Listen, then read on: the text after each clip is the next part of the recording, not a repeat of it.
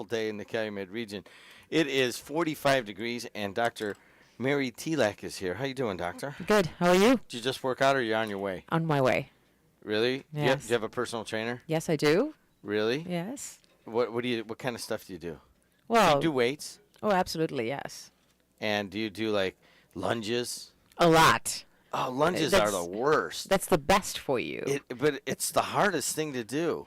It is. It is. I mean, there's no gain without pain, isn't it? There's nowhere to go during a lunge. Either you have a strong enough core to do the lunge correctly, or you don't. Oh, you wouldn't believe it. 2 years ago, when I first started with a trainer, I couldn't do a lunge. Not one? Not one. I was that weak in my lower body and my core. It improves your core strength. It improves your posture. I mean, it's amazing. And it's very quick. I mean, within 3 months, I was able to do quite a few. So, like, you could just be walking down the street, and then you say, hey, you know what, I feel like doing a lunge, and all of a sudden you could do it and absolutely, not fall down? Oh, yes. Yes. Now, absolutely. Now. 2 years ago, not. And so how often do you get trained? Twice a week. Twice a week? Yes. Do you enjoy it? I love it. It's my lifestyle. I can't do without it. Oh, really? Yes. Now, is it a gal or a guy? It's a girl. And do you guys sit there and chit-chat? A little bit, yeah. Really? But we are able to work through it. Work through the chit-chatting? Yes. You know, like somebody's... Well, you got to remember, we've had this discussion before. Men are different from women. We need to talk. But we could multitask. You guys cannot multitask. I can't multitask. Whenever Ryan tries to get my attention and I'm in the middle of a I conversation, know that. I'm like, what do you want? I can only think about one thing. Exactly. Trust me, this is no matter what your ethnicity is, where you were raised, what culture you were brought up in. So it's the same. So, like, Indian guys are the same as, like, Absolutely Polish German guys? Oh, yes. Try to get their attention. Well, they can go from here to here, but not in both places. Exactly. That's exactly how it is. Well, I find it a little bit distracting at some of these gyms where the two gals are one's training the other gal, and they're just chit-chatting away. And, you know, did you see Cosmo? I did. Or, you know, or different foods and stuff like that. And it's a different type of work. And I'm like, how do they get anything done if they're talking like that? Right. I just want to hear some AC/DC and just... That's makes it diversity, isn't it? That is. Hey, she is Dr. Mary Tilak, and where are your offices again? I have two offices, one in Highland and the other in Cherville. Highland office is on 45th Street, 2241 45th Street. And again, Route 30, I do not know the address, but it is the intersection of Route 30 and what is the street?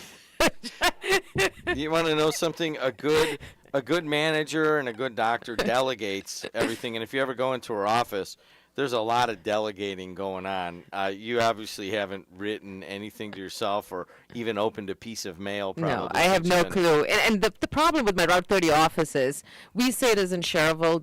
It has a P.O. box that is Crown Point, and there's no way I'm going to remember those. Yeah, so I believe that's like Autumn Ridge right around that area. Yes. Yeah, it's around that area. And you specialize in what kinds of medicine?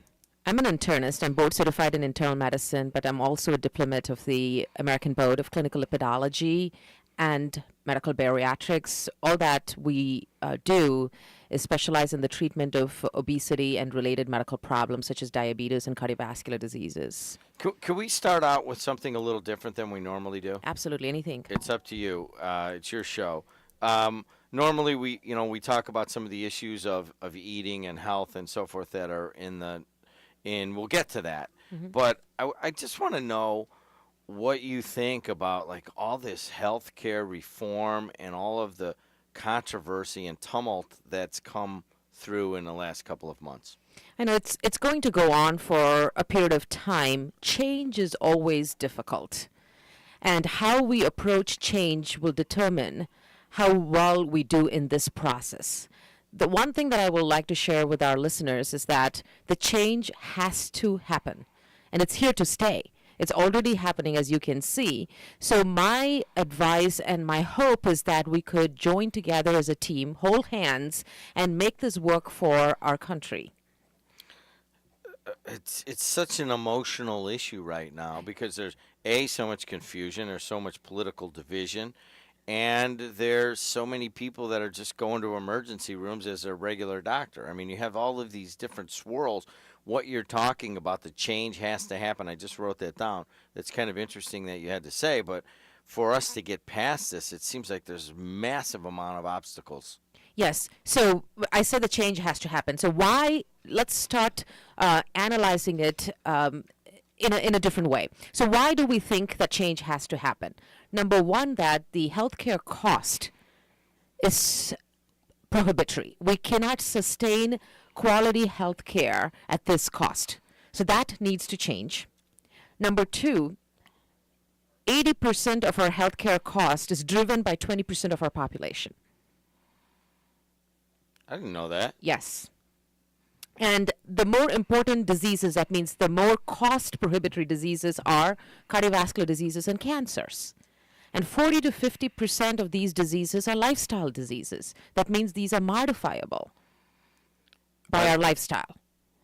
Okay. Why does it have to change? I want to come back to that. Did you have any other These are the two things that I want to focus on, because we as the public should not be confused with the political ramification of this process, because that's only going to stall the progress. I think what we should do is focus on the things that we could make a change, so that putting everything together, we will see ourselves every year in a better place.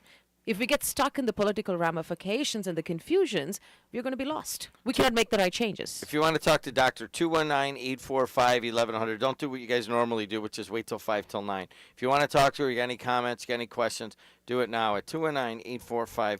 All right, so I've had so many people in here on healthcare, all right, as you can imagine. I've heard it. You know, even this week I had Will Galeros in here, insurance guy. We talked about it. I've had doctors. Dr. Forite was in here. I mean, I was the moderator at the big healthcare summit over here, and I still feel like I'm so confused. I mean, people ask me questions all the time. I say, I don't have an answer for you. I don't have an answer. I don't have an answer. But one thing has stuck out to me that kind of became a little bit clearer through looking at all of this is that if everyone's got to buy insurance and more of the burden of people paying for their own health care is put on them, and you think, oh, well, that's a bad thing in the beginning, but then after a while a huge premium becomes a huge premium gets put on staying healthy. Does that make any sense? In other words, at some point it's in your economic interest to get healthy so that you don't have to pay to go to the doctor, basically. And that might be No, let's freeze right there in that point. It is much less expensive to keep somebody healthy than to treat disease states. So if you look at it from an economic perspective, prevention is a much better option than investing on treatment of medical conditions. So whatever money we invest on preventive care is going to give us a lot more benefits. Okay, which is what you have been espousing since you started. Absolutely. And that is the meaning of quality of care, in my opinion, prevention of diseases, not to allow diseases to happen and then invest time, money in trying to treat them. And really, you're not going to get the same outcomes as you would have if you had invested in preventive medicine. It's just not the economic part of it, also the quality of life that each of our population is going to have. Yeah, but people are lazy. People are lazy, and they need to be motivated, and a lot of times the motivation is an economic No, people motivation. are not lazy. They have to be empowered with the knowledge and the right knowledge. Here, confusion will not empower you. Confusion will cripple you, and that is how our country is now, including us physicians. Most of my colleagues are crippled by the fear and the uncertainties that this change has brought. So my goal is to see how I can clarify some of these confusions and see if I can form a team, a group that will hold hands together and make this change work for the better of each individual. So here it comes, let's deal with it. Exactly. Here it comes. Let's deal with it optimistically. Cautiously, but optimistically. Oh, there's very little optimism right now. So let's change that. And if you're for it, there's very little optimism. If you're against the healthcare reform, there's very it's little. not being for it or against it. I think we should change the attitude towards it. We should see that this has to happen. If we need something to happen for our child, do we think about it as to, will it help me or will it not help me? We say that it'll help that person, we're going to do it. We're going to make it happen. So now we're looking at the entire population of the United States of America, and we know that the healthcare quality to the amount of money that we spend is not good. It's about the 40th in the world or something around that. So why should we, the most influential country in the world, be 40th in healthcare outcomes?